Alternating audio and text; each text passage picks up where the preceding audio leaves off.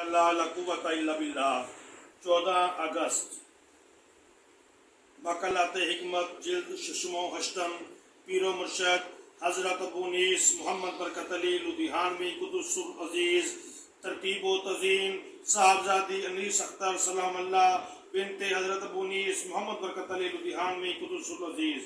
بسم اللہ الرحمن الرحیم۔ یا حیو یا قیوم، میرے آقا روحی فدا صلی اللہ علیہ وسلم، آج 14 اگست ہے۔ آج کے دن بٹھنڈا سے لے کر راج پورہ تک مسلمانوں کا قتل عام جاری تھا اور میں موجود تھا۔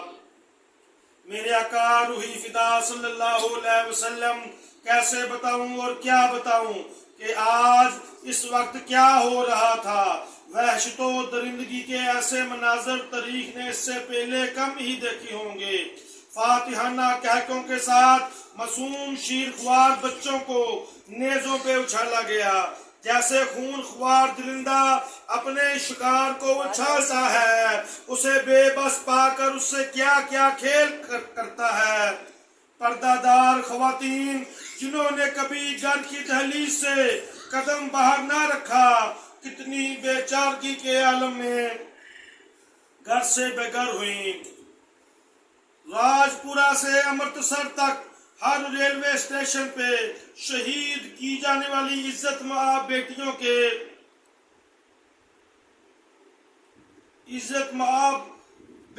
کے کٹے ہوئے لٹکتے ہوئے سر انہی کے بالوں کے ذریعے درختوں پہ آویزاں کیے گئے اور ان کٹے ہوئے لٹکتے ہوئے ماتھوں پہ خون سے جے ہند کے الفاظ لکھے گئے۔ یہ انسانی وحشت و درندگی کی انتہا تھی۔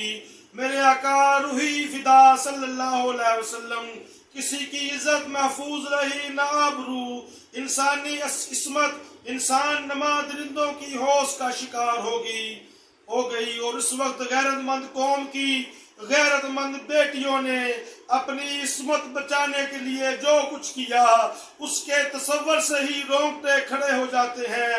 کسی نے اپنے آپ کو چھری مار کر ختم کر ڈالا اور کسی نے پتھر سے اپنے ہاتھوں اپنا سر کچل لیا، اور کچھ نہ ہو سکا تو ساگ چیرنے والی درانتیوں سے ہی اپنے گلے کاٹ ڈالے۔ پناہ گاہ نہ ملی تو کنووں میں چھلانگیں لگا دیں اور نہروں میں ڈوب گئیں، چھتوں سے کوئی کا چراغ بجھا دیا، لیکن دامنے عصمت کو داغدار نہ ہونے دیا۔ باپ کی عزت اور بھائی کی غیرت نے خود کو مجبور پایا تو اپنی ہی بیٹیوں اور بہنوں کو اپنے ہی ہاتھوں ختم کر ڈالا اور غیرت کی موت کو بے غیرتی کی زندگی پر ترجیح دی۔ میرے آقا روحی فدا صلی اللہ علیہ وسلم اس وقت اس امت پہ کڑا وقت طاری تھا۔ ہندوستان بھر میں مسلمانوں پر ان کے اپنے ہی وطن کی سرزمین تنگ ہو گئی تھی۔ جن گلی کوچوں میں وہ پلے تھے اور بڑے تھے، قسم پرسی کے عالم میں آج وہ ان سے نکلنے پہ مجبور تھے۔ لٹے پٹے قافلوں کی صورت میں سفر کے دوران بھی موت ہر کہیں ان کا پیچھا کر رہی تھی۔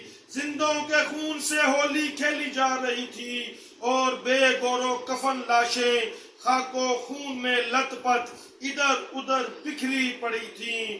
بے بسی اور بے کسی کے اس عالم میں کوئی کسی کا پرسان حال نہ تھا۔ میرے آقا روحی فدا صلی اللہ علیہ وسلم، چاروں طرف آگ بھڑکی ہوئی تھی جس میں زندہ جانیں صرف مسلمان ہونے کی وجہ سے جلائی جا رہی تھی۔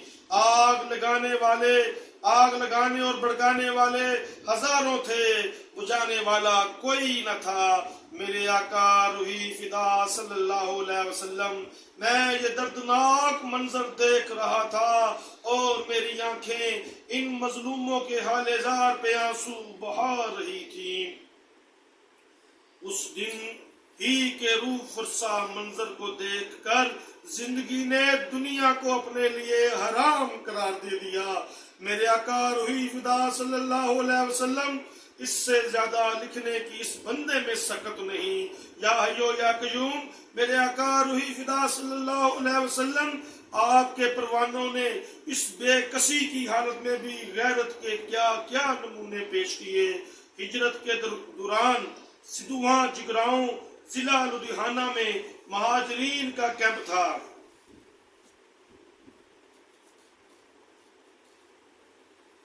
ایک دن چند ڈوگرے سپاہی گنے لے کر کیمپ میں آ دھمکے۔ ایک بوڑھے مسلمان کی نوجوان لڑکی کو بازو سے پکڑ لیا اور اپنے ساتھ چلنے پہ مجبور کرنے لگے۔ ابھی وہ 2 ہی قدم چلے ہوں گے کہ ایک نوجوان سپاہی گنے لے کر کیمپ میں آ دھمکے۔ ایک بوڑھے مسلمان کی نوجوان لڑکی کو بازو سے پکڑ لیا اور اپنے ساتھ چلنے پہ مجبور کرنے لگے۔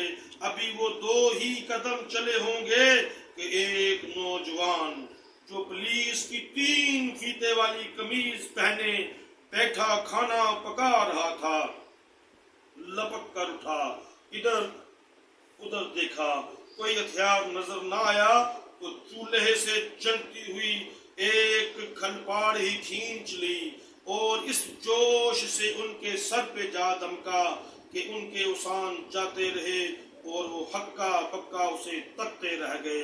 اس نے آگے بڑھ کر ایسے زور سے وہ کھلپاڑ ایک ڈوگرے سپاہی کے سر پہ ماری کہ اس کا سر کھکڑی کی طرح پھانک پھانک ہو گیا اور وہ زمین پر گرنے سے پہلے ہی جہنم میں جا پہنچا۔ اگرچہ اس سپاہی کے ایک ساتھی کی گولی سے وہ غیرت مند نوجوان شہید ہو گیا، لیکن ایسی دھاک بیٹھ گئی کہ پھر کسی ڈوگرے کو کیمپ میں داخل ہونے کی جرت نہ ہو سکی، جبکہ یہ کیمپ کئی ماہ تک وہاں رہا۔ ایک شہادت کی برکت و عظمت پورے کیمپ کی عصمت کی پاسبان بن گئی۔ ماشاءاللہ، میرے آقا روحی فدا صلی اللہ علیہ وسلم، میں اپنے ہم وطن ان بچوں کے جذبہ ایمانی کو سلام پیش کرتا ہوں جنہوں نے رائے حق میں اپنی جانوں کا نذرانہ پیش کر کے ملت کو ہمیشہ کے لیے سر بلند کر دیا۔ ان عفت مآب خواتین اسلام کو سلام کرتا ہوں جنہوں نے اپنی جانوں پہ کھیل کر ملت کی آبرو کو بے آبرو نہ ہونے دیا۔ ان باہمت نوجوانوں اور جواہمت بوڑھوں کو سلام کرتا ہوں جنہوں نے اپنا سب کچھ قربان کر کے ملی غیرت و حمیت اور حریت کے جذبے کو ہمیشہ کے لیے مٹنے سے بچا لیا۔ میرے آقا روحی فدا صلی اللہ علیہ وسلم، کسی پہ اپنی پیاری چیز کو قربان کرنا وفا کی حد اور اپنی جان تک قربان کر دینا فدا کی حد ہے۔ آپ کی امت کے ان سب با وفا شہیدوں کو ہم خاک نشینوں کا انتہائی محبت و عقیدت برا سلام قبول ہو۔ میرے آقا روحی فدا صلی اللہ علیہ وسلم، یہ قربانی اسلام کے لیے دی گئی، قبول فرما کر اس کا بول بالا فرما، عقیدت برا سلام قبول ہو۔ میرے آقا روحی فدا صلی اللہ علیہ وسلم، یہ قربانی اسلام کے لیے دی گئی، قبول فرما کر اس کا بول بالا فرمائے آمین۔ بے شک جانیں قربان کرنے والے اور اسلام کی خاطر اپنا گھر بار چھوڑنے والے یہ اہل اسلام اگر توحید سے منہ موڑ لیتے اور بتوں سے رشتہ جوڑ لیتے اور لا الہ الا اللہ محمد رسول اللہ کی بجائے ان کی زبانوں پہ ہری اوم کے کلمات جاری ہو جاتے تو اپنے ہی وطن کی سرزمین ان پہ یوں تنگ نہ کی جاتی۔ مبارک ہو ان سب کو جو شولوں سے ٹکرا گئے مگر ایمان کی دولت کو ہاتھ سے نہ جانے دیا، جنہوں نے مظلومیت کی موت قبول کر لی لیکن کفر کے ہاتھ میں ہاتھ نہ دیا۔ حق کی خاطر بے گھر ہونے والے اور رائے حق میں اپنی جانوں کا نذرانہ پیش کرنے والوں کو قرآن کریم کا یہ مزدہ جاں فضا مبارک ہو۔ سورہ آل عمران آیت نمبر 195 میں اللہ سبحانہ تعالیٰ کیا فرماتے ہیں؟ سو جن لوگوں نے ہجرت کی اور اپنے گھروں سے نکالے گئے اور میری راہ میں ستائے گئے اور لڑے اور قتل کیے گئے، میں ضرور ان کے گناہوں کو دور کروں گا اور انہیں ایسے باغوں میں داخل کروں گا جن کے درختوں کے نیچے سے نہریں جاری ہیں۔ یہ جزا ہے اللہ ہی کی طرف سے، یہ جزا ہے اللہ کی طرف سے، اور اللہ ہی کے پاس اچھا اجر ہے۔ میرے آقا روحی فدا صلی اللہ علیہ وسلم، یہ کبھی ہو سکتا ہے کہ یہ خون رنگ نہ لائے؟ ضرور لائے گا، لا کر رہے گا اور کبھی رائے گا نہیں جائے گا۔ ہجرت کے بعد نصرت اور شکست کے بعد فتح مومن کے ایمان کا وہ جزو ہے جسے کوئی کبھی نہیں جھٹلا سکتا۔ میرے آقا روحی فدا صلی اللہ علیہ وسلم، کسی نے کسی کا کیا بدلہ چکانا ہے؟ مرد ہی مردوں کا بدلہ چکایا کرتے ہیں۔ یا حیو یا قیوم، الحمد للہ القیوم، فاللہ خیر الرازقین واللہ ذو الفضل العظیم۔ یہ تھی پیارے بچوں ہجرت کی کہانی۔ 14 اگست پاکستان اتنی آسانی سے نہیں بنا۔ یہ ہمارے شیخ حضرت ابو انیس محمد برکت علی دھیانوی قدس العزیز کے الفاظ تھے جو میں نے آپ کو سنائی۔ وما علینا الا البلاغ۔